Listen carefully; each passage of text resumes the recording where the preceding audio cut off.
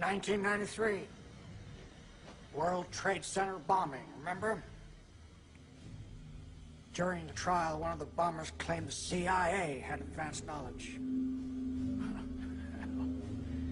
The diplomat who issued the terrorist visa was CIA. It's not unthinkable they paved the way for the bombing, purely to justify a budget increase. You're telling me that you're gonna fake some terrorist thing just to scare some money out of Congress? Well, unfortunately, Mr. Hennessy, I have no idea how to fake killing 4,000 people. So we're just gonna have to do it for real. Oh, blame it on Muslims, naturally.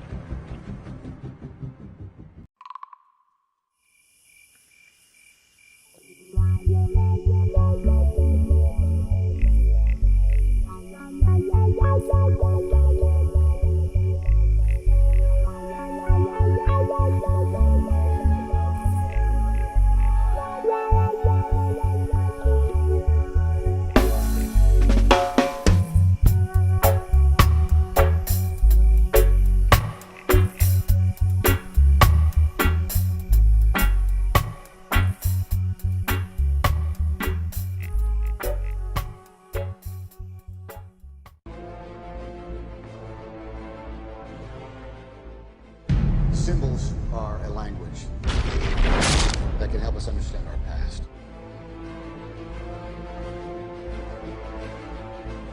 The physical evidence is so strong for the destruction of the World Trade Center by explosives that we're really in the level of proof now, not conjecture. So on that score, I've just written a book on World Trade Center 7. It's called The Mysterious Collapse of World Trade Center 7, Why the Official Story, the final official account of 9/11 is unscientific and false. And I, in that book, give a massive amount of evidence that's been compiled by scientists, architects, and engineers that all three buildings were brought down by explosives. There's simply no other possibility.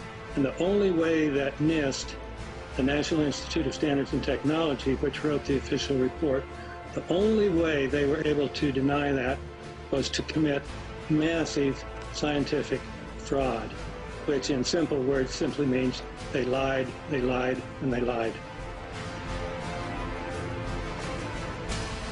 We certainly know that some were still alive after 9/11. Walid al-Shiri, for example, showed up in Morocco and gave a press conference. The BBC reported on it, and yet when the 9/11 Commission wrote its account, they said that Walid and Wael al-Shiri were the ones probably on Flight 11 who stabbed the flight attendant. So they just ignored the fact that these two guys were still alive.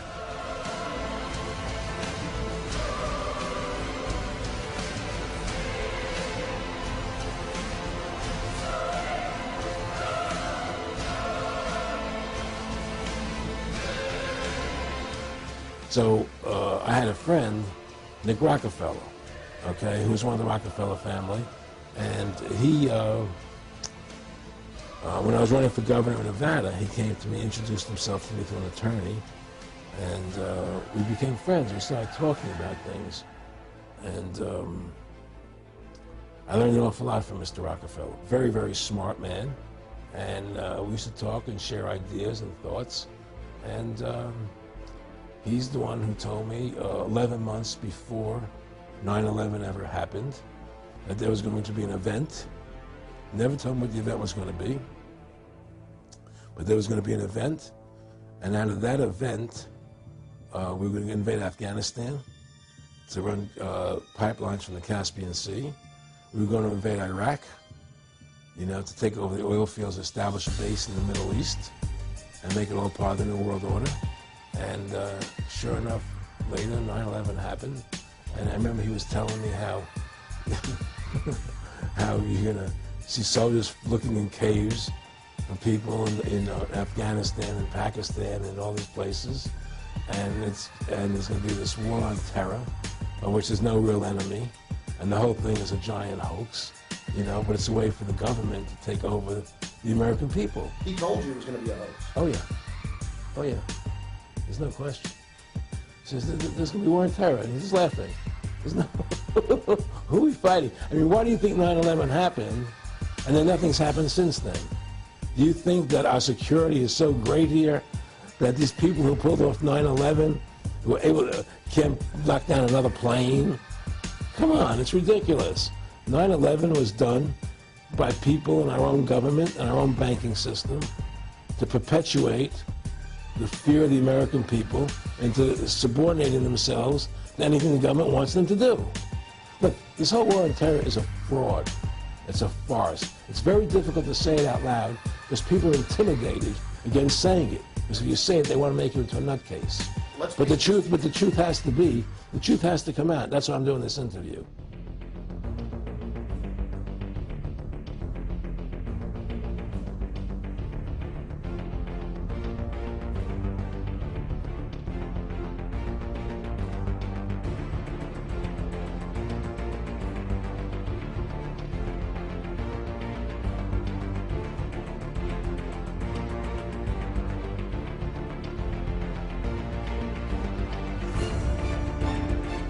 What we have here is an extreme example of something that governments, imperialistic governments, have done for a very long time. They're called false flag operations. You attack your own people, you blame another country or another group that you already had reasons to want to attack. False flag operations are covert operations conducted by governments, corporations, or by other organizations which are designed to appear as if they were carried out by other entities. The name is derived from the military concept of flying false colors, that is, flying the flag of a country other than your own. One of the best-known cases of a false flag op was carried out by the newly elected Adolf Hitler on February 27, 1933. Nazi documents uncovered at the end of World War II, as well as testimony during the Nuremberg trials, revealed what many historians already suspected, that Hermann Goering had set fire to the Reichstag, the German parliament building. Using the crisis he had created to pass laws similar to the USA Patriot Act, Hitler became dictator and set his sights on the world. By March of 1939, Hitler had already seized Czechoslovakia. 1962. Lyman Lemnitzer, chairman of the Joint Chiefs of Staff, presents a proposal to Secretary of Defense Robert McNamara, named Operation Northwoods. The document proposed staging terrorist attacks in and around Guantanamo Bay to provide a pretext for military intervention in Cuba.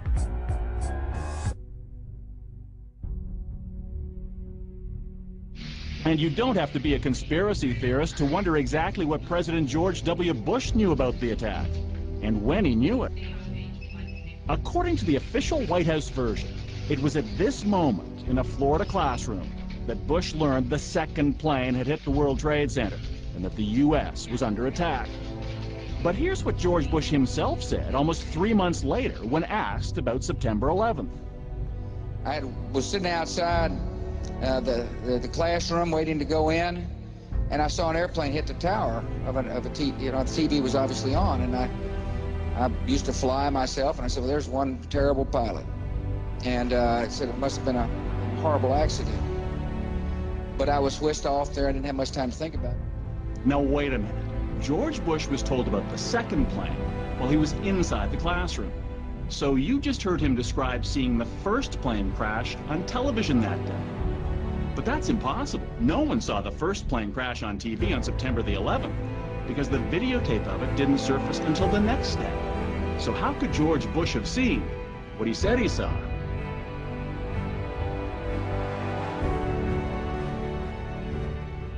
When they do their terrorist events to blame on someone else, they are very ritualistic in nature in terms of when they're done, where they're done, and how they're done. When I started researching this, my bloody jaw was dropping, not just at the ritualistic and symbolic nature of what they did, but the scale and detail of it. But if you stop at 9 and you skip to 11, skipping God, then you are a Luciferian. Because 11 is the number of the magician. It's the one step above. Once you have accomplished the tree of life, you are now the magician. You are one above 10. But they're doing it by skipping God. That's the symbolism of 9/11. Those twin towers are symbolic architectural edifices, which I think you compared them to the twin pillars of Freemasonry, Jachin and Boaz. So you've got everything there. You've got like, would you say that it was like a mass ritual, a mass sacrifice? Yes, that's what wars are, the mass sacrifices. Yes.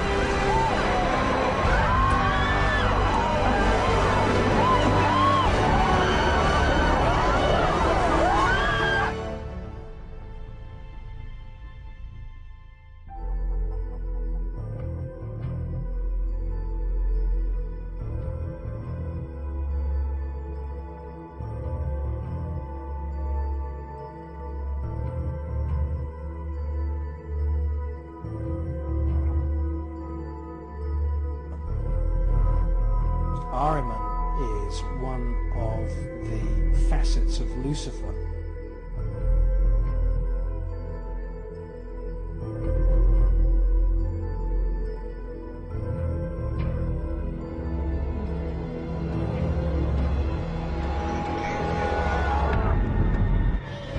Sound it out. Get ready.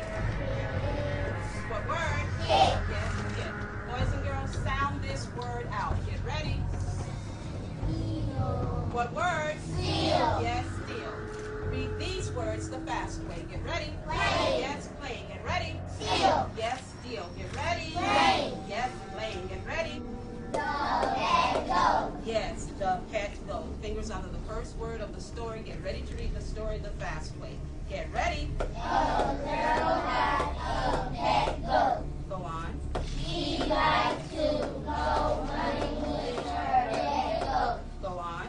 She played with her tail.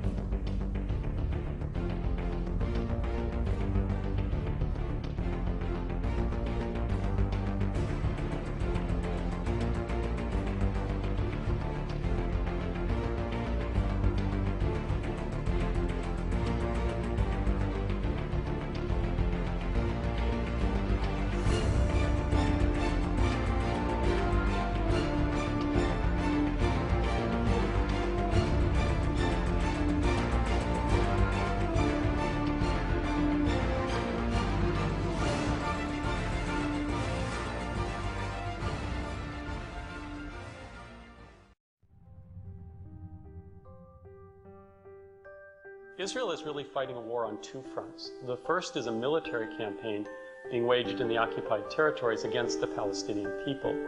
And the second is a PR campaign being waged here in the U.S. through the American media to ensure continued support for Israel's occupation. You could say that in addition to the military occupation of the West Bank and Gaza, Israel is also involved in an attempt to ideologically occupy the American media. American news coverage is influenced by a complex set of institutional relationships. These influences can be thought of as a series of filters through which the news must travel before it emerges in the voices of news anchors.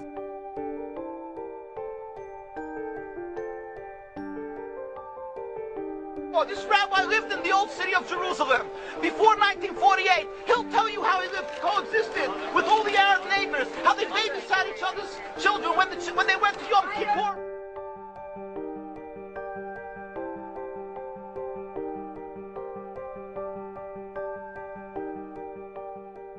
The answer to this question lies in the ideology known as Zionism.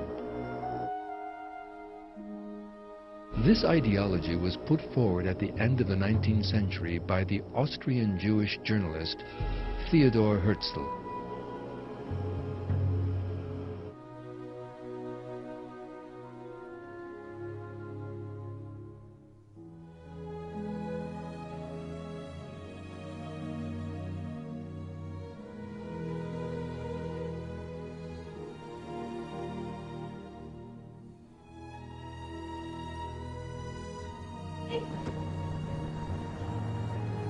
הרצל בז לכל מי שלא נחשב בעיניו מודרני, תרבותי, נאצל ונאור. בראש ובראשונה היו אלה אותם יהודים בני עמו שומרי תורה ומסורת. הוא הפנים יסודות ורעיונות אנטישמיים כפי שבאים לידי ביטוי ביומנו ובמאמריו. הכמרים הנוצרים הם ברום המדרגה, מפני שאינם להוטים אחרי הכסף. הנוצרים הפשוטים טובים הם מכמרי היהודים. יחס זה חושף למעשה את הפן האנטישמי בתורת הרצל. בדעה זו גלומים רעיונות אנטישמיים המציירים את היהודים כנושאי הרע, ולעומתם הגויים שיא התואר והשלמות. רעיון מצוין עולה בליבי, למשוך אנטישמים ישרים ולעשותם מחסלי הרכוש היהודי. רעיון מצוין עולה בליבי למשוך אנטישמים ישרים ולעשותם מחסלי הרכוש היהודי. מי אתה חושב יכול להגיד דבר כזה? היטלר. מי יכול להגיד דבר כזה? היטלר. היטלר? היטלר. אם הייתי אומר לך שהרצל חוזה המדינה אמר את זה, היית מאמין לי? לא. לא. אני בשוק. אני אומר לך שהרצל אמר את זה. אני מתוך האמנים שלו. אז חבל, אז הרצל היה אנטישמי. חבל, אז הרצל היה אנטישמי.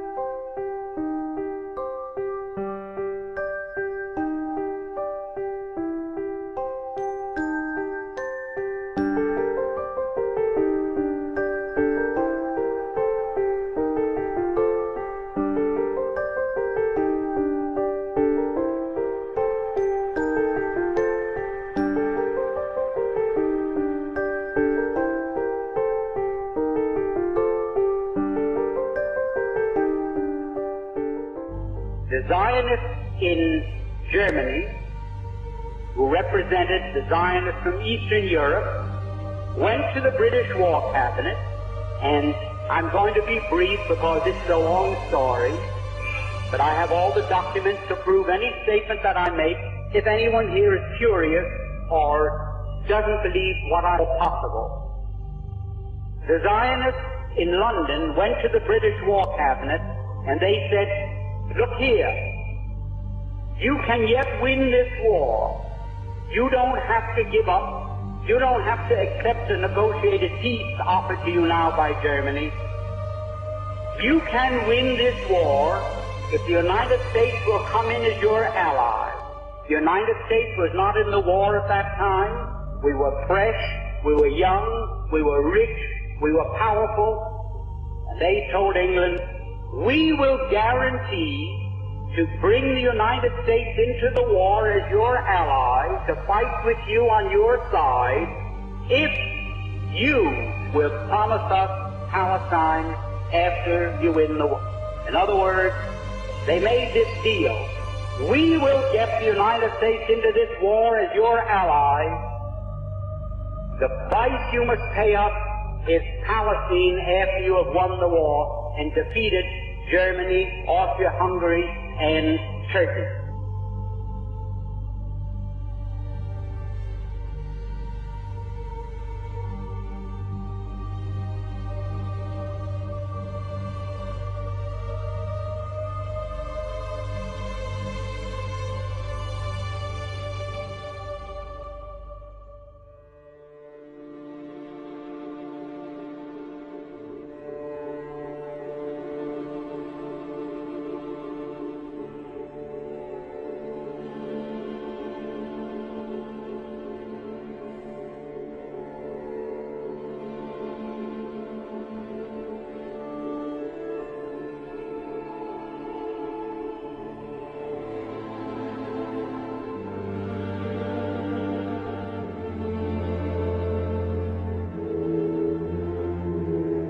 revealing secret negotiation between the Nazis and the Zionists in 1933, which allowed German Jews and their assets to go to Palestine.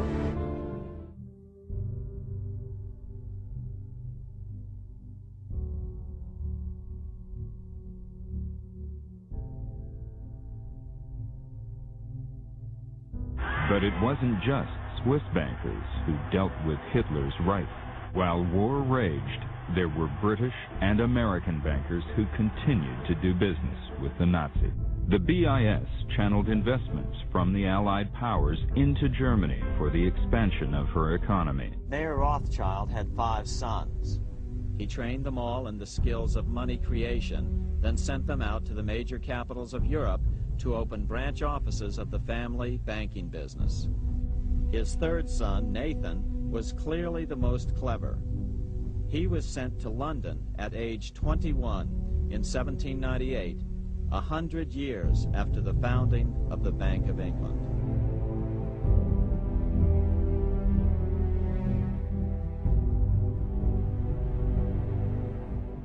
But a group of Zionists at the same time was quietly negotiating an agreement with the Nazis to allow the immigration of German Jews and the transfer of their assets to Palestine. That deal, reported in August 1933, was the transfer agreement.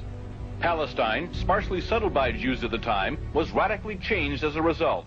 I lived in Palestine from 1933 to 1936, and we saw every week transports of German Jews coming to settle in Palestine. Deborah, with the rise of Adolf Hitler to power in the spring of 1933, the Jews of the world were faced with a dilemma. They could raise a cry of protest, a cry few would heed, or they could make a deal with Hitler, a deal that would bring a step closer their dream of an independent Jewish state.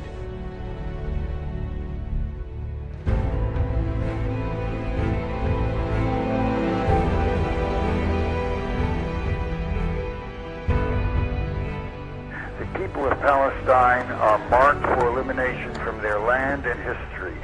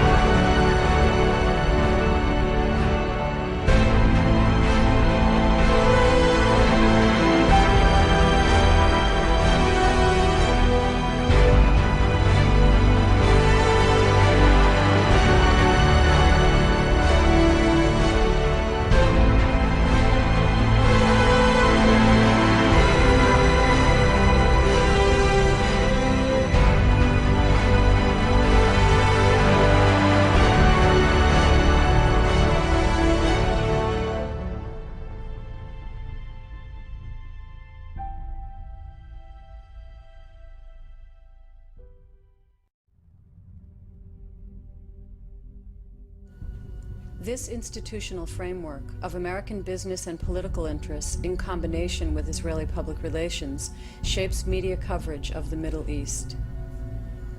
At the same time, those progressive organizations opposing Israeli government policy, such as Jews Against the Occupation and Americans for Peace Now, rarely make it through these filters. You have, for example, an Israeli soldier who's on Palestinian territory shooting Palestinians. If he gets injured or killed, immediately you get the fullness of his humanity. You go to his funeral, you see his grieving mother or wife or child. You learn a lot, his name, his hopes, his dreams, where he came from, and so on. And yet you have, hundreds and thousands of Palestinians killed. And you never get to know their name. You never get to see a funeral. You're not exposed to the grief of the family. You don't know that these children, probably many of them were shot in their own homes, in their own backyards, or on the way to school. It doesn't matter. They become part of the abstraction. 400 Palestinians killed, that's it. It's a number. In the West Bank, a car explosion killed 3 Palestinians. 6 Palestinians were killed and 45 wounded by Israeli troops in various incidents. About 20 Palestinians were killed today as Israeli warplanes, troops, and tanks targeted Palestinian militants. Israeli soldiers fired on Palestinians violating the military curfew. At least 4 were killed. Rachel Corrie, American, killed by an Israeli army bulldozer. Tom Herndl, British, shot through the head by an Israeli army sniper. James Miller, British, shot dead by the Israeli army. If foreigners are dying like this in Gaza, what's happening to the people who live there? In Gaza, over 1 million Palestinians live under the gun, and most of the guns are Israeli. The danger we were in didn't come from the Palestinians. The explosions were in a residential area. 10 minutes later, helicopters began to circle the crowd.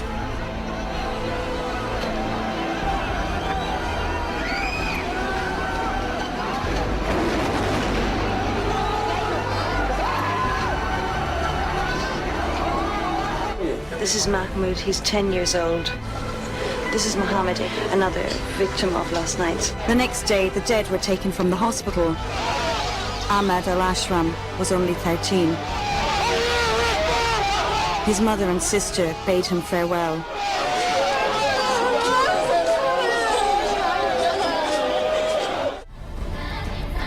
Human Rights Watch observers have seen white phosphorus being used over Gaza City and over the Jabalia refugee camp. These are heavily, densely populated areas. That is a violation of the Geneva Conventions, and Israel should not be doing that. What's your assessment of what Israel is doing in Gaza?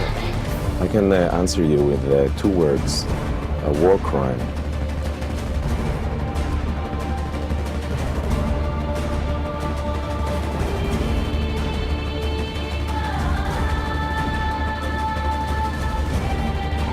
Because we do care for the loss of life of civilians. Support finding bodies that have apparently been run over by Israeli army tanks.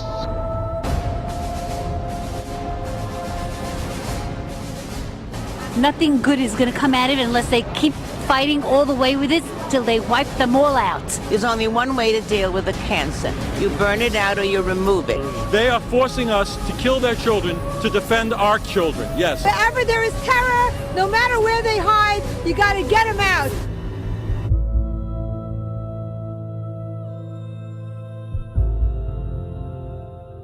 But another reason why we support Israel, we have a common enemy. Who's that? Muslims. We're fighting what is behind the Muslim people, which is Satan. Because Satan is the one who's actually trying to destroy the Jewish race. Because that way he would destroy God's plan. And what will happen is Israel and the Western world, in order to save our type of civilization, have got to fight the Muslim. Bombardementerne af Gaza og indtager deres medbragte mad i frokostpausen samtidig. We want to see it in our own eyes, not from television point of view. They chose Hamas to rule them. It's their fault. They got it to where it is now. not us. But don't you think it'll get worse by bombing them? No, I think that's the only solution. I think they should just clear off all the city. Just take it off the ground.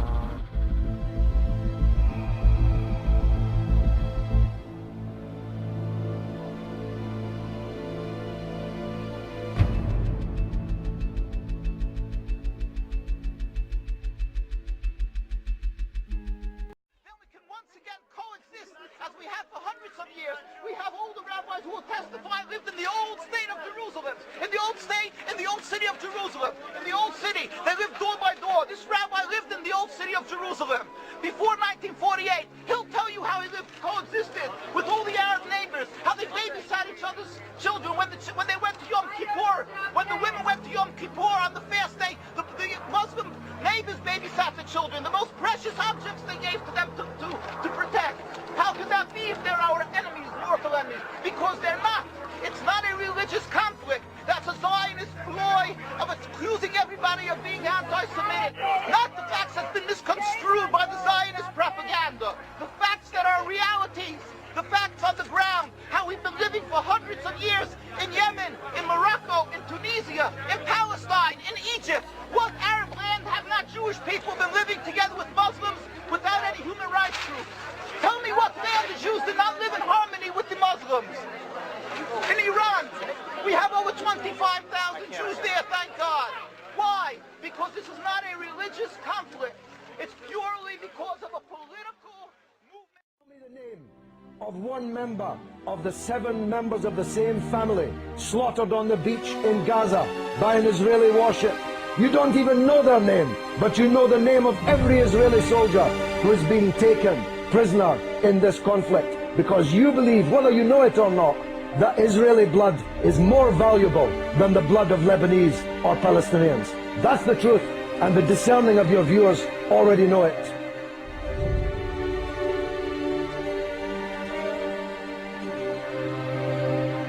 The so-called Third Reich lives again in the form of these Zionists in the apartheid state of Israel. In the apartheid state of Israel. In the apartheid state of Israel. In the apartheid state of Israel. In the apartheid state of Israel. In the apartheid state of Israel. In the apartheid state of Israel. In the apartheid state of Israel. In the apartheid state of Israel.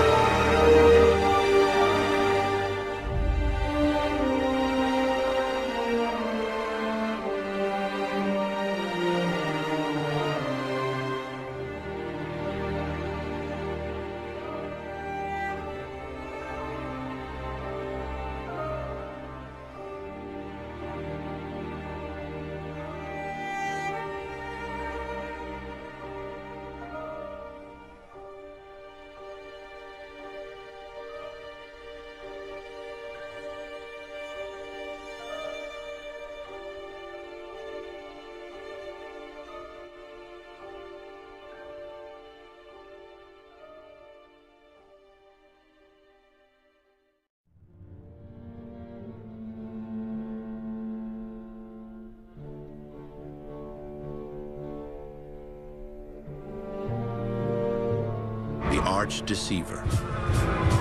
But most know him as the Antichrist. The most evil character in human history that will make Hitler and Stalin pale in comparison. Fact or fiction, his role is clear. The Antichrist is Satan's human emissary on Earth.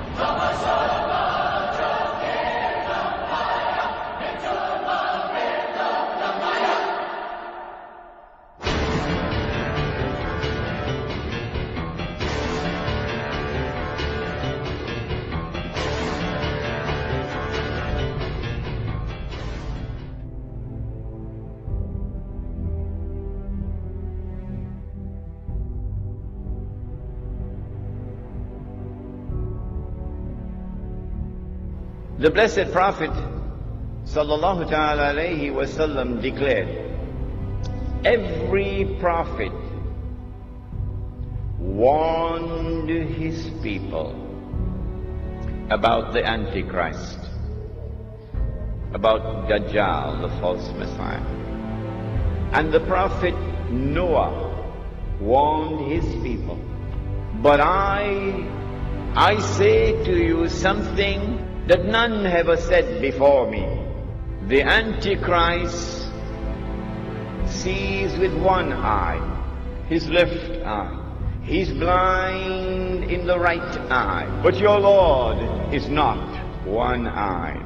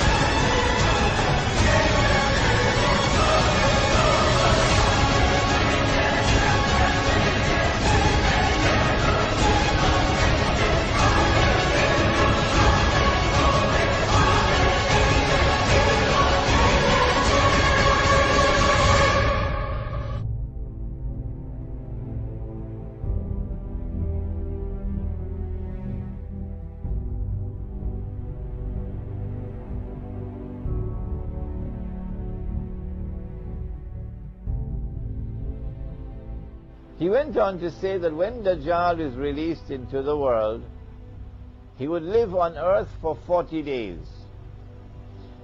One day like a year, one day like a month, one day like a week, and the rest of his days like your days.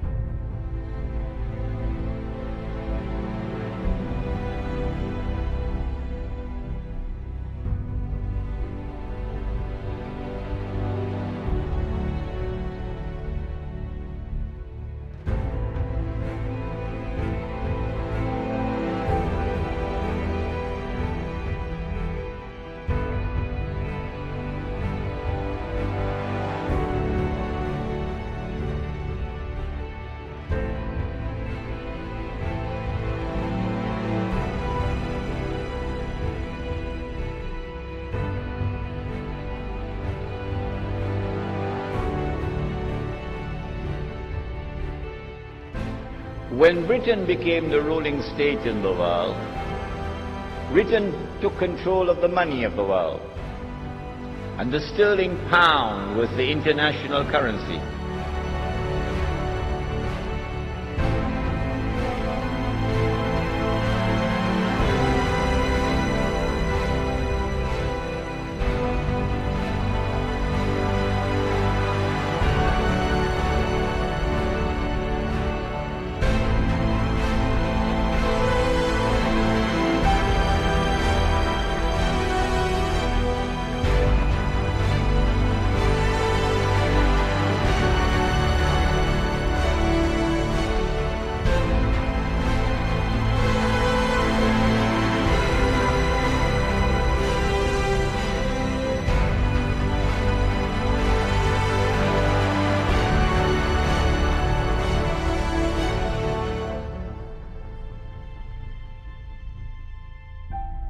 And then when the United States took over from Britain as the ruling state in the world, the United States could not be the ruling state in the world without taking control of the money of the world. And so the US dollar replaced the sterling pound as the international currency.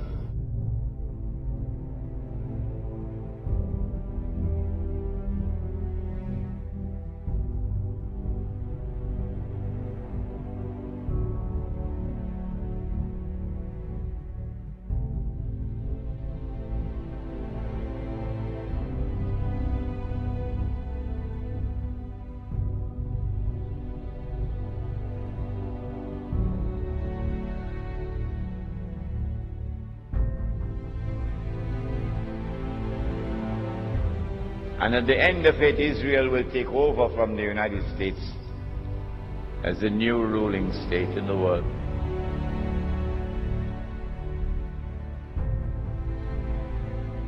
The US dollar is going to be attacked and it will collapse and bring down all the paper money of the world with it. You won't see paper money after that. What's the new money that Israel will use to enslave mankind? The way the United States used the US dollar. Answer? Israel is going to use invisible money, you can't see it. Intangible money, you can't touch it. It'll be electronic money. Between his eyes, on his forehead, is written the word kafir, disbeliever. And every mu'min will be able to read it. A mu'min is the one who has accepted the religion, the true religion, but has not only accepted it with the lips, but the truth has entered into the heart. And so every mu'min will be able to read and recognize disbeliever. Whether that mu'min is literate or illiterate.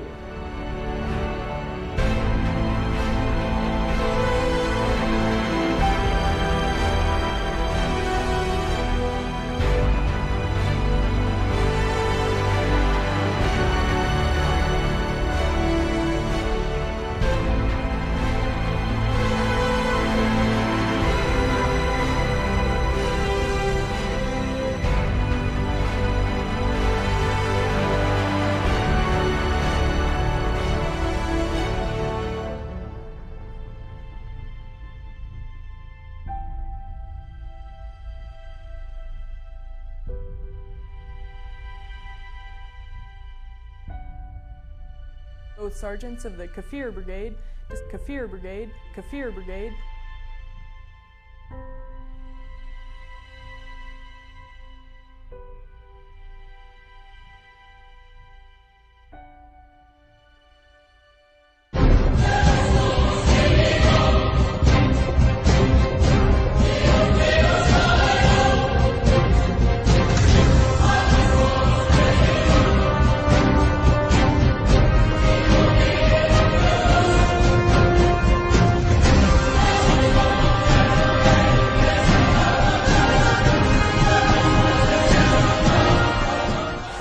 The symbol of the United Nations is a spider's web over the earth. You see the earth, and then there's a spider's web, right? The weakest of houses is the spider's house.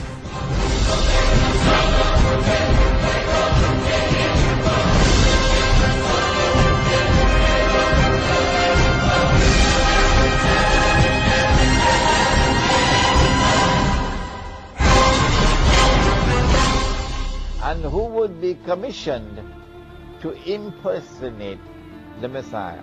And so he's known as Dajjal, the false Messiah, or the Antichrist. He's not a human being, no. But he will appear as a human being at the end of his mission. What is it to impersonate the Messiah? Well, since the Messiah must rule the world from Jerusalem, from the Holy Israel, follows the Dajjal, the false Messiah. In order for him to successfully impersonate the true Messiah, must do the same. He must liberate the Holy Land, first of all, from non-Jewish rule. He's done that already.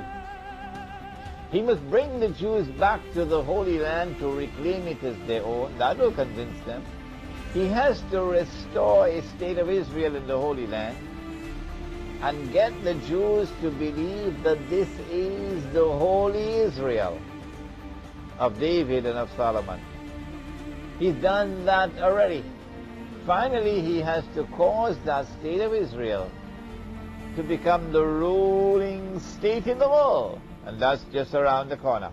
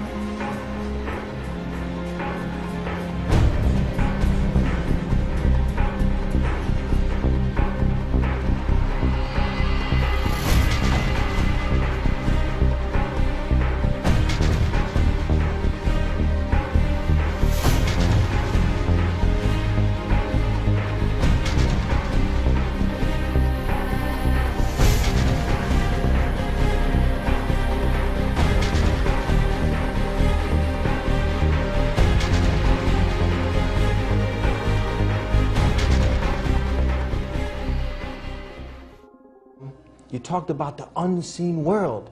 And it really, the people that were around me, they were getting an iman boost because you were talking about the jinn. And this is something, the paranormal, you know, people say UFO, ghosts and all that, and they can't pinpoint it, but Islam pinpoints it. This book and the tradition of our Prophet Muhammad ﷺ, told us about another creation of Allah's creations who share with us this earth. We call them al-jinn. Even there is a whole entire chapter in the Quran talking about al-jinn.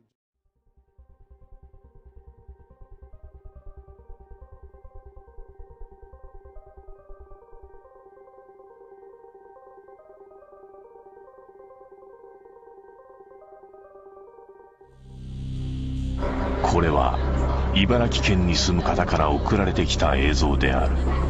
この何気ない彼女とのひとときに信じられないものが映り込んでいる。もう一度見ていただきたい。過ぎたよ今。うつむいた少女らしきものが窓の向こうに立っている。しかもその姿はおぼろげに景色が透けているのが確認できる。We've seen how strange things can get at night. Well, things are about to get a whole lot stranger. This mysterious driver tricks cops into thinking he's about to pull over, then all hell breaks loose. The officers watching this tape get only a quick glimpse of the man behind the wheel. It's the last look they'll get. His moves are still baffling to the police as he swerves all over the road, driving like a man possessed. And just when he's really thrown the cops for a loop, he gets back on a straightaway, showing off a seemingly supernatural speed. A fence at the end means no way out, or does it? Even watching it again, cops are unable to make sense of it. All they see is an intact fence and nothing more than the vanishing taillights of what the Garden City PD has come to call the ghost car.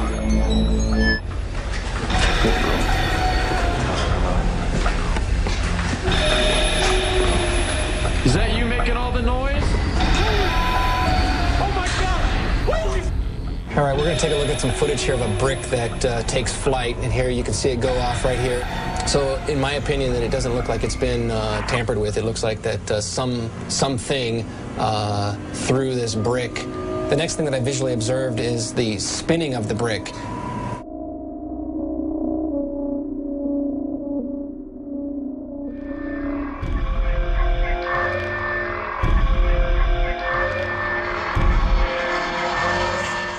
He says, I can't bother with this stuff. He says, I want power, I go right to the source of power. And he says, how do you think that I became famous the way that I am? And I said, you must have had some good luck. Well, he says, there's no such thing as good luck.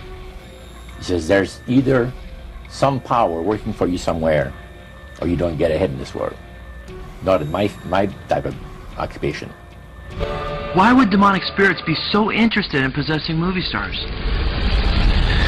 Because according to the scriptures, one of Satan's primary objectives for the planet is to bring mankind into a massive spiritual deception in preparation for the Antichrist. How are so many of Hollywood's most famous actors and actresses able to be so amazingly effective and convincing in their performances? That guy was so electrifying that it came through the television. How is it that they can move us to laughter, tears, or anger at the drop of a hat? Are they truly gifted with natural talent, as many suggest? You see this and you're dazzled by their talent. Do they possess a creative streak of genius that is unknown to most men? Or unknown to most men, are they in fact possessed?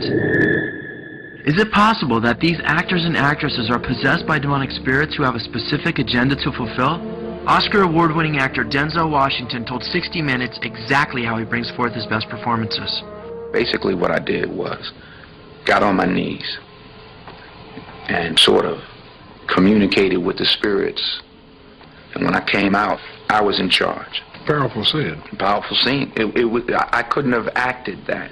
I couldn't have written that down and made a decision to play that. There's no devil. It's just God when he's drunk. Robin Williams, who is perhaps one of the world's most celebrated comedians, admits that he becomes possessed during his acting performances. Yeah, Literally, it's like possession. All of a sudden, you're in. You just get this energy that starts going.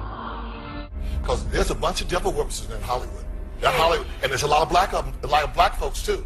And they be throwing up them signs. You see them, this, that, all of them. Watch the rappers, watch them folks. It's scary. It's very scary. That devil is real. Well, what is this? Oh, the devil in this mess, yeah. Because I closed this up. I thought this was rock on. Be careful. No, the goat, be careful. I get possessed by the spirits. I mean, I can try, but then it just doesn't happen. I can sing notes and sing strong and do all these things that when I'm just by myself, I can't do. And I remember right before I performed, I raised my hands up, and it was kind of the first time I felt something else come into me. I don't want to blame him. I ask him to leave, but he can't. He's here for a reason. People have brought him out. People conjured him up. Now he won't leave.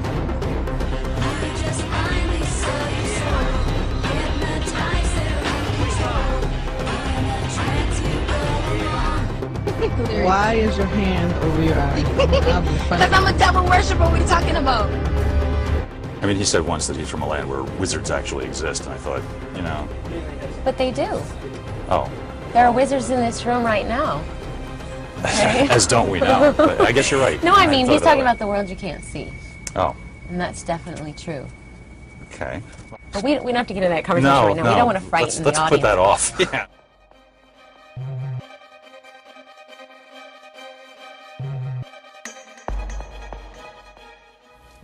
He said the supposed spirits of the dead that you're talking with are demon spirits. You're fallen angels. You're beautiful beings. Just set it out, just like that. Oh, yeah.